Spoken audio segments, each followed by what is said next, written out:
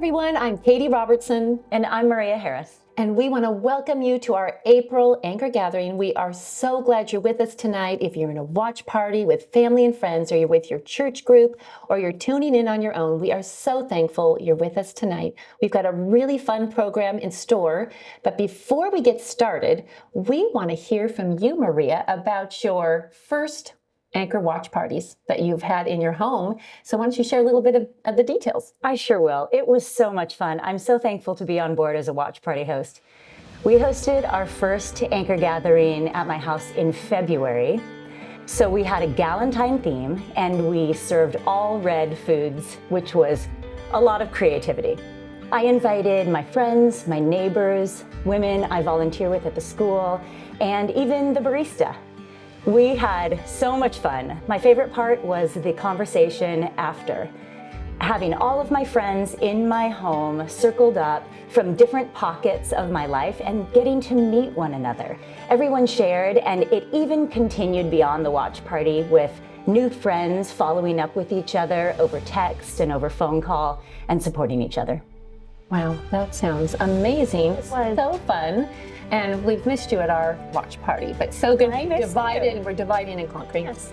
We're reaching more women. Yes, but we wanted to say a thank you to each and every one of you that are hosting an Anchor watch party in your home or in your church. We just could not do this without you. We're so thankful for you. And we also want to put a plug in there for those of you who would be interested in coming on board and joining us as a watch party host, which entails opening your home and inviting women in, or your church, and together you can be encouraged in the hope of Jesus Christ. To find out more, you can go to our website, theanchorgathering.com, under Get Involved. We'd love for you to sign in and we'll connect with you. It really is a simple math problem. The more watch party hosts we have, the more women who will get to hear the good news of Jesus Christ. Well, with that, we actually have some more fun news to share. We do have some fun news to share, but we're not going to share it. We are actually going to go to the East Coast where Paula, they have some news to share with us.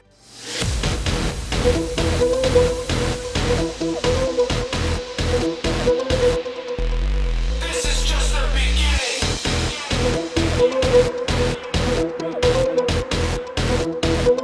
This is just the beginning.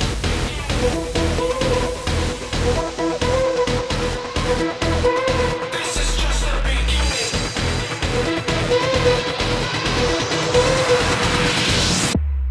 This is just the beginning.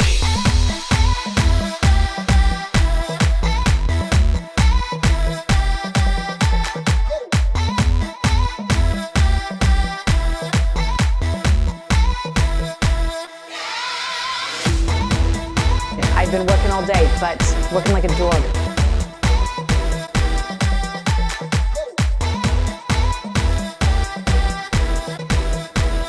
Oh my goodness. I'm a little tired.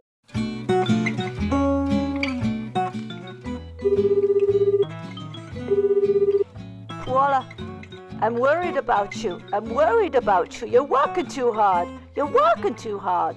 It's got a to-do list like the size of Nantucket, okay? I don't know how you got in there, but you're very small. You're smaller than usual, Gladys. But listen, I know there's a lot to do, and we're both a little verklempt. We're a little tired, but it's okay, because I just heard that there's somewhere for us to go, okay? Rhoda, oh my gosh, Rhoda's calling in. How do I do a three-way dial? Oh my gosh, there she is. There she is. Rhoda, honey. Okay, listen, wow, you did something, didn't you? You got some work done. Yeah, that's fine. No judgment here. Listen, Rhoda, I got something to tell you. Okay, you both are on. Yes, I can hear you both. Okay, listen. I've been cleaning all day. All of us, we got so much to do. Do you know what we need? A girls' day. That's right, we need a retreat. And guess what I heard? Yeah, I know, you were jealous last year when I went to Gig Harbor, that little place on the West Coast. You were jealous, but don't you worry. You're coming with me, girls. You're coming with me, okay? It's August 20th, and the whole day, and there's lovely food and amazing ladies. But listen, we have the best speaker coming to this retreat. It's that gal that was so lovely, and she talked about the messy middle. Do you remember that? And she wrote that adorable movie, the one about the lemon drops and the magic and the romance. And oh my gosh, she's just a gem. Rachel Linden, do you remember her? Okay, so she's talking again. We get to hear from her. That's where your heart sparkles are gonna come from. It's gonna be so good. Get ready. We're going to the West Coast. Paula, we love seeing you and meeting your friends. We hope you all mark your calendars and we see you on August 20th for the retreat. Well, it's now time to get started with the program, and we'd like to start with music, and it's an honor to introduce to you our musician for this evening, Brandon Heath, and he is one of the anchor's favorites. He is a top contemporary Christian singer-songwriter. He is an award-winning artist. He has had 5 Grammy nominations and won several Dove Awards, and he and his wife, Cebe, live in Nashville, Tennessee with their 2 little girls. Let's hear now from Brandon Heath. Hey friends of the Anchor, it's Brandon Heath in Las Vegas, Nevada, of all places, a place where people come feeling lucky, leave feeling pretty lost. Whatever your feelings are on the word lucky, I've got a little song about it. It goes like this. I was talking to this dude just the other day. He was bragging about his latest family vacay. Looked at him and all I could think to say was, man, you're lucky. Then he looked at me real funny and said, no, I'm blessed. All of a sudden felt my faith being put to the test. You can't stick a label on gratefulness, I guess. Tell me I'm not lucky, 'cause I'm a lucky man. It's like I hit the lottery time and time again. Even when I'm losing, got the winning hand with a good God who loves me and a girl from Kentucky. Tell me I'm not lucky. I've got clothes on my back and shoes on my feet. Kids running through the yard making faces at me. And every night I think and try to pray. Forgot the words. I make sure they can hear the daddy say, tell me I'm not lucky, 'cause I'm a lucky man. It's like I hit the lottery time and time again. Even when I'm losing, I've got the winning hand with a good God who loves me and a girl from Kentucky. Tell me I'm not lucky. Ooh, ooh, ooh, ooh. Come on. You can call it whatever you want to, but I tell you, it's a gift from above. God knows that I'm thankful, but I don't thank him near enough. I'm the fortunate fool who gets all of his love. Tell me I'm not lucky, 'cause I'm a lucky man. It's like I hit the lottery time and time again. Even when I'm losing, I've got the winning hand with a good God who loves me and a girl from Kentucky. That's my wife. Tell me I'm not lucky. Ooh, ooh, ooh. Tell me I'm not lucky. Ooh, ooh. Tell me I'm not lucky.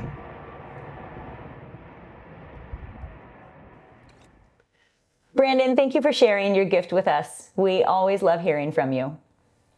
Now it's time in our evening for the Anchor Moment. The Anchor Moment is a time when we hear from a guest who shares a bit about their faith journey and a time in their life where their faith was anchored in Jesus Christ.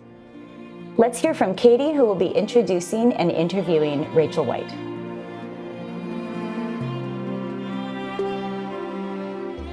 Well, hello, Rachel. Welcome to our home here in Gig Harbor, Washington. We are so glad you're with us for the Anchor Moment. And the Anchor Moment really is one of my favorite times of the Anchor, because we love to hear the personal stories and how Jesus has been your anchor.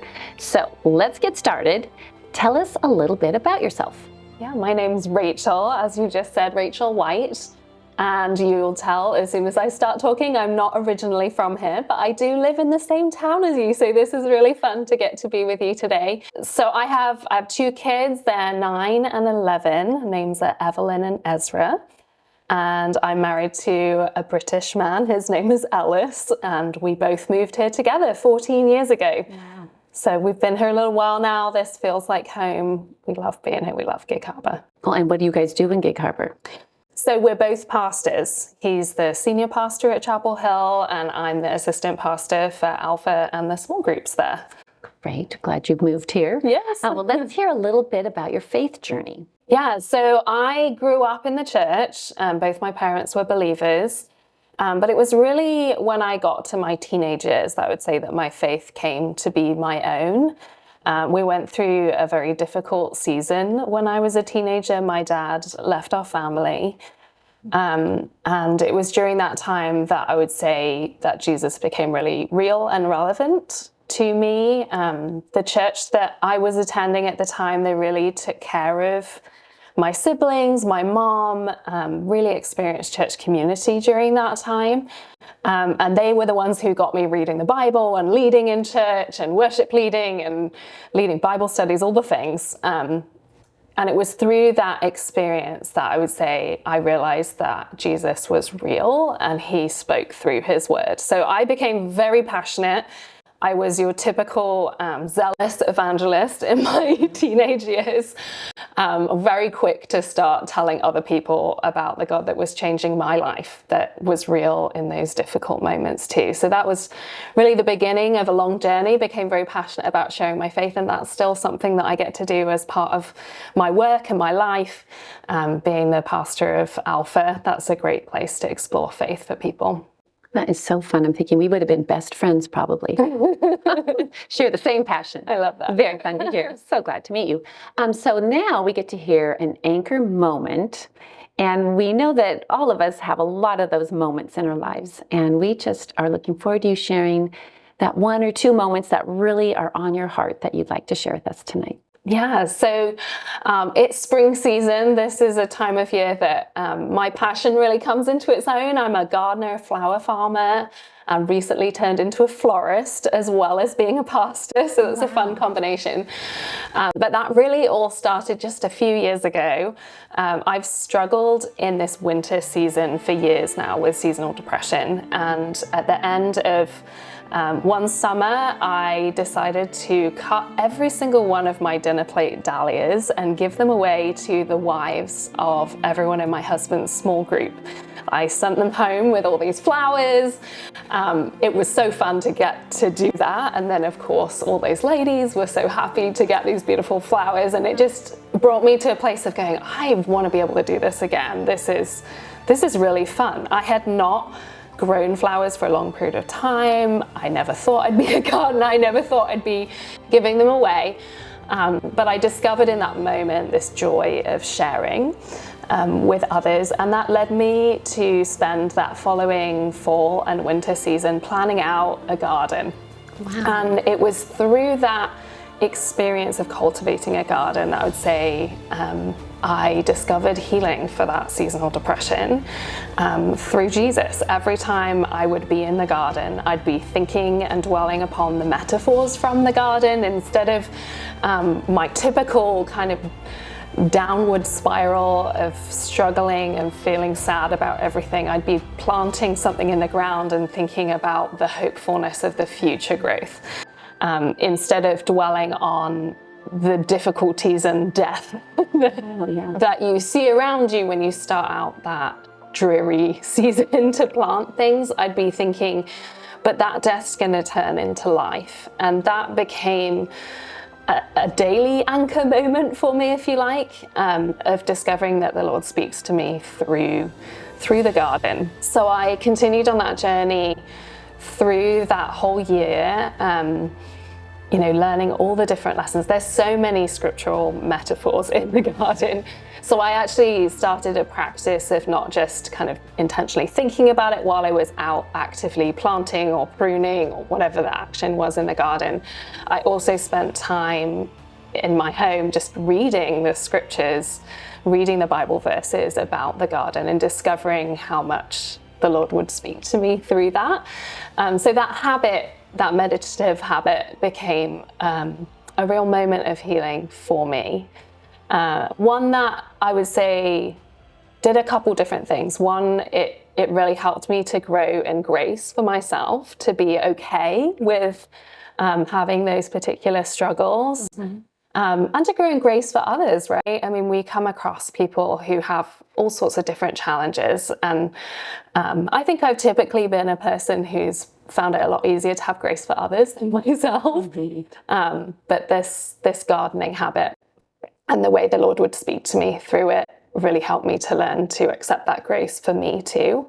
And then, of course, as the flowers grew, and as I'm excited that they're going to again soon because it's spring, I got to share that joy with others again. I got to share not just how the Lord had been speaking to me through this practice, but also share the joy of the flowers themselves. And I have met so many amazing people through the flower community, others who grow flowers, but also just people who appreciate nature, appreciate the beauty of nature.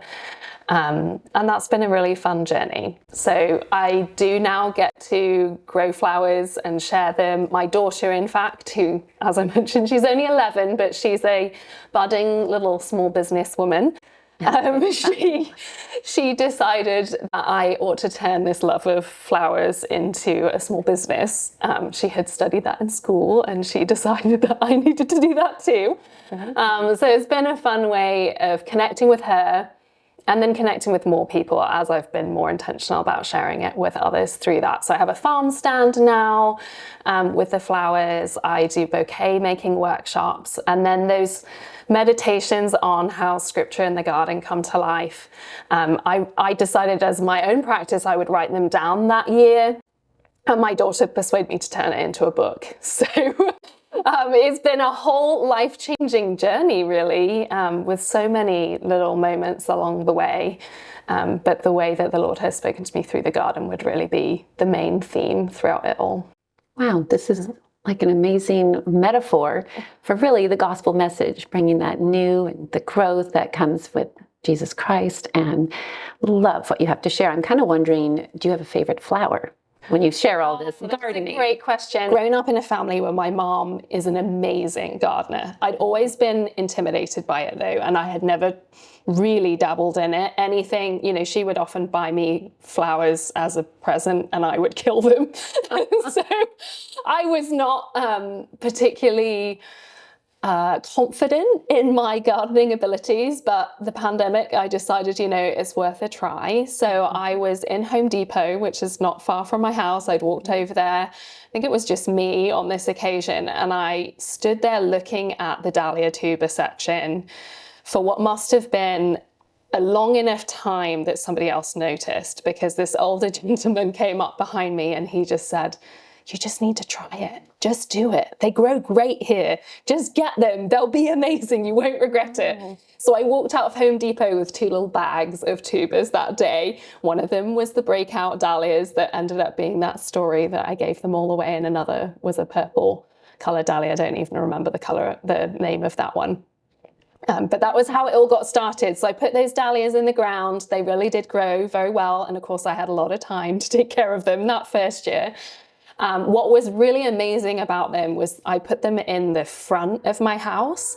And especially during the pandemic, my neighbors would walk around the neighborhood often. And so every day I'd be out there tending to them. And of course, when they grew into big, big flowers, the neighbors would stop and talk about them. So I would meet people every single day and talk about the flowers with them and get to share them with people. And it just kept growing. I know anybody that's ever grown dahlias knows they are kind of addictive and they just keep multiplying. You can dig them up and divide them, and one plant becomes 2 or 3 plants, and before you know it, you've got 100 dahlias. So this last year, I discovered sweet peas, and I am totally head over heels in love with sweet peas.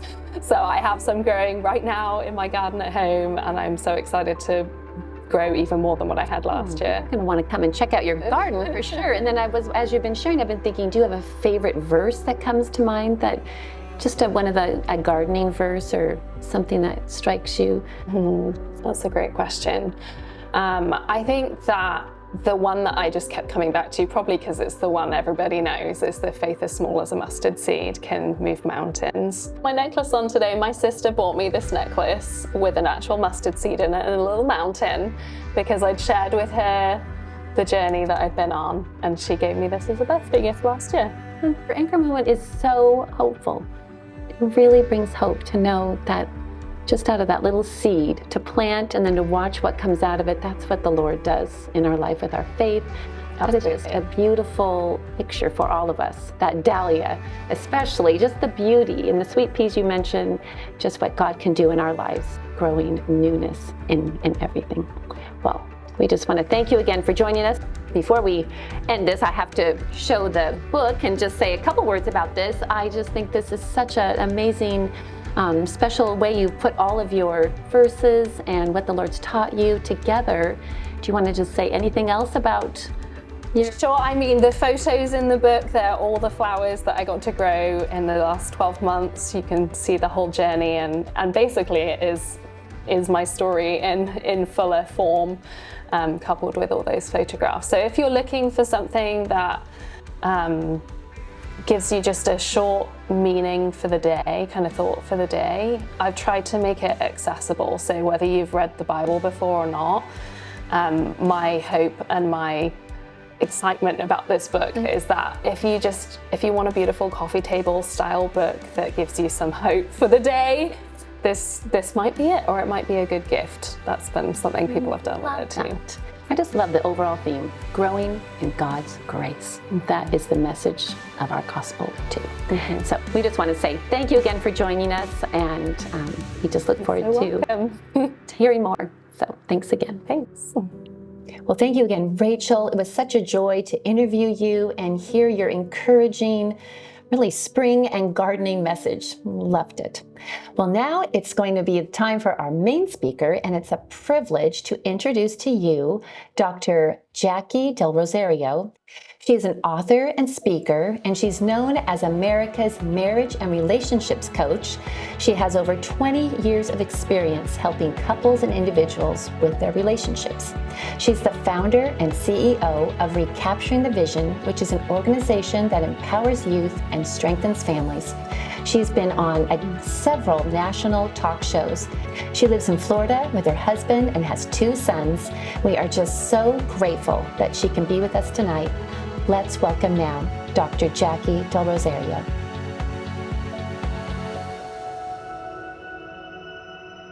Hi, I'm Dr. Jacquie Del Rosario. Jacquie.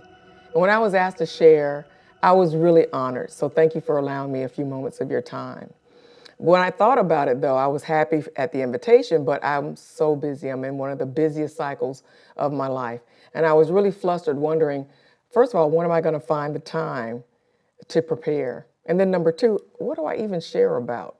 But I took a few moments and I prayed, and I just sat in silence and listened until this emerged. When things don't go the way that you planned. I knew that that was a topic. Moreover, immediately, what rushed into my thoughts was just a recent experience. And I want to share with you something that happened to me. You know, there's things that are in place that I felt would remain for years to come until they changed. One morning, I kind of woke up. You know how it is when you have to have a special conversation with someone, or you want to do something. You know that you need to, but it's just not really appealing to you. You don't want to. And that's kind of where I found myself. And all I can tell you is that my experience was just uncommon. I was concerned about things changing. I didn't want to lose some of the things that I had grown very fond of, some of the relationships and that sort of thing. And this season was marked by just a gross amount of pain. Now, I had an opportunity to make a choice. Something deep down inside of me said that this is a journey that I needed to take. Amidst all of the pain, the uncomfort, the uncertainty, but I had the choice. I could go on, not knowing exactly where I was going, not knowing how to get into this place that I was in, how to go through it rather. I could try to take the journey, or I could decide that I was going to numb it and push it away and edit my circumstances so that I didn't have to deal with it. But you know, I decided to do the first step, which was to let go and decide to go with it. As painful as it was, as anxious as I was, hurt, confused, I was in this dark place and couldn't understand why I was there, nor how to walk through it. But I took the first step, which was deciding to let go of the edge and walk into the midst of it. And as I did, I had an interesting thing to happen to me. Every day, I found myself further along the path, and also the darkness lifting and more illumination came as to what the journey was all about and what God was doing in the midst of it for me. It was one of the most painful experiences that I had, and I just want to share with you what I learned. One of the things was have hope in Jesus. Hope, as it says in Hebrews 6:19, is this. We have this hope in an anchor for the soul, firm and secure. And he is an anchor. He himself, all by himself, is an anchor. An anchor holds you securely. It doesn't allow you to drift off into this other place, into an abyss. It doesn't allow you to drift away from him even. But an anchor will do what an anchor does, but it won't work for you unless you connect. So I learned to trust him and to connect with him. Connecting with him is really different because you have to give time and intentionality to being connected. Oftentimes when things are happening, you might feel ashamed or you might not feel comfortable because you really can't articulate where you are or what's happening. But I learned to connect, sit in silence, be more prayerful, read the word, giving him all of the opportunities in the space to speak and to let his light illuminate the place where I was in. In addition, I learned that there's a difference between trusting in him and believing in him. Oh, I believe. I believed everything that I've ever read about him in the Word of God. I believe that he is a healer. He is a deliverer. He is the glory and the lifter of my head. But trusting when he says, go into this place that's causing you so much pain and discomfort, this place where you don't even know the way forward. It takes trust to do that. And he is the God that called down fire. He is the lily of the valley, the bright and morning star. But I needed to know him as the God in whom I trust, that I can go where he asked me to go. I can take leaps and jump into dangerous things from my secure place and know that he's going to catch me. And so that's what I did. Here's another thing I learned, according to Hebrews 10:24-25. Let us consider how we might spur one another on towards life and good deeds, not giving up meeting together as some do, but encouraging one another all the more. I learned that I needed people. Sometimes my tendency is, when I'm going through something challenging, is to isolate and to pull inward. But even Jesus had a group of those that made up his inner circle. Those were men that loved him, that knew him intimately. They were there to encourage, to strengthen, and to support. And trust me, when you're going into a place that's challenging, a place that you've never been before, he's put us together because we need one another, each joint so richly supplying.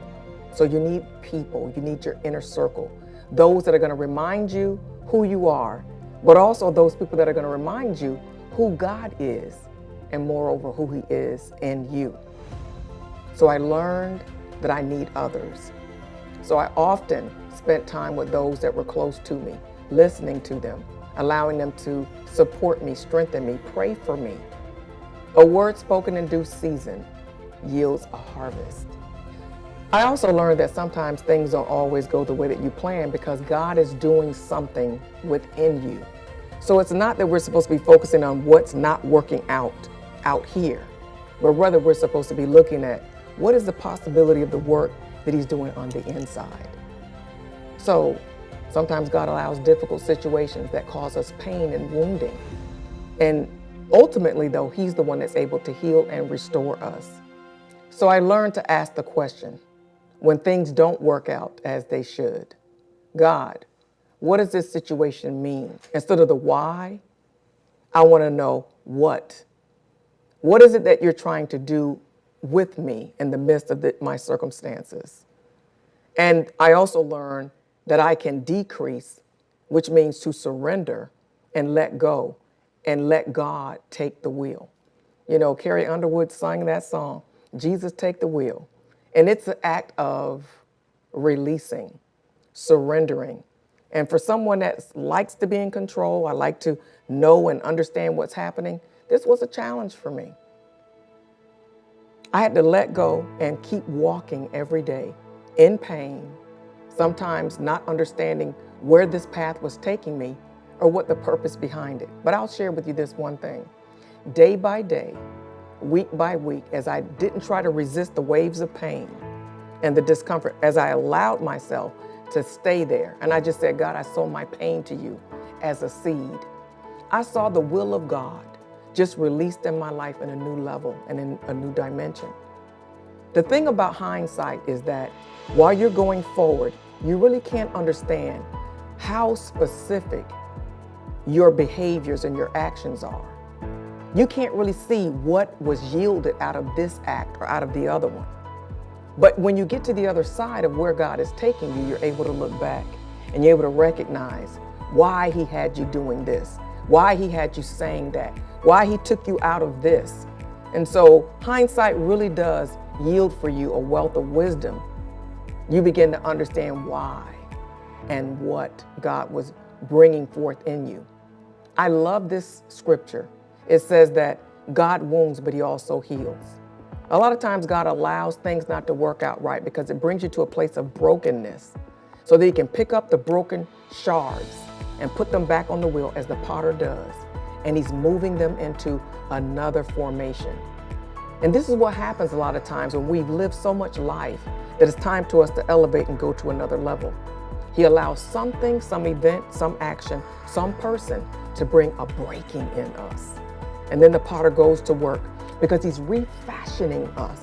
He's rebranding us for the next level of work, for the new vineyard that he has you to plant in. I love this. As the apothecary, the chemist, he knows exactly what things to mix together to give us the cure. And sometimes it's the cure of old wounds that you've buried over, traumas that you've decided weren't going to keep you back, but they've been buried, covered over in dirt, and they're still speaking from underground, sabotaging your future moments. Maybe it's a work that he's doing on the soul. I don't know. But what I can encourage you on is to go with it. Take a leap of faith that God has you, that you can trust him. When he's asking you to leap, he's going to catch you. And trust me, on the other side of where this journey is taking you, you'll be all the better for it. Proverbs 20:30 says that God has blows that wound and cleanse the soul, strokes that reach to the innermost parts of us. I love that because he wounds and he also heals, but he also makes everything beautiful in its time. What is God beautifying in your life right now? Might not feel like it, might not look like it, but somewhere deep down inside, you know that you ought to let go and let God. Thank you so much for allowing me to share with you. I hope that this has brought illumination, understanding, and that God has answered some questions in your heart.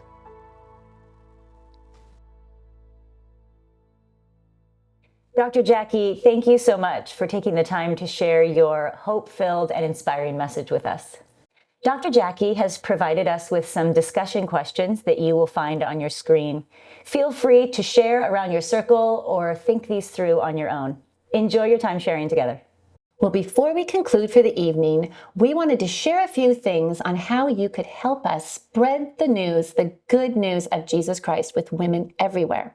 And first and foremost, we are dreaming big. We serve a big God, and we are wanting to reach 1 million women with the hope of Jesus Christ. And we need your help. We are calling this our Watch Party Giving Month. And we are asking you to prayerfully consider coming on board and partnering with us and giving a financial gift to help us make an impact in more women's lives. It takes a lot of resources to run the Anchor Gathering ministry. We have staffing, videography, we have program costs, marketing, and more. And we are so excited. We've got 2 big initiatives. We are raising money for our regional staffing to hire directors in the 5 regions across the country for our directors to coordinate and cultivate and care for watch party hosts in each region. The second one is our church initiative, and that is bringing the Anchor Gathering to more churches as a women's ministry and as an outreach and on-ramp into the church, that ministry that can invite women in firsthand to hear the good news of Jesus Christ. Well, I just want to share where some of your money will go. $3,000 will reach 10,000 women with the gospel message through our YouTube broadcast. And just half of that, $1,500, will reach 5,000 women, and any amount, $500 down to $10, any amount will help to reach our goal, bringing the hope and light of Jesus to 1 million hearts. You are all important on this mission. It's a movement to bring Jesus Christ to women everywhere. So to do this, you can check out the QR code on your screen or talk with your watch party host. She's got the QR code in the watch party kit, or you can go to our website, theanchorgathering.com, under Give Now. We are so thankful for any support and for all your prayers. Thank you so much. Additionally, you can help us by subscribing to our YouTube channel, or like us, share us, follow us on your social media platforms. So in conclusion, we just want to say thank you again for joining us this evening. We wish you all a wonderful month. And I want to leave you with a verse/prayer, and it's from Romans 15:13. It says this: "May the God of hope fill you with all joy and peace as you trust in him, so that you may overflow with hope by the Holy Spirit." So, like I always like to say, until next time, stay anchored, and we'll see you soon.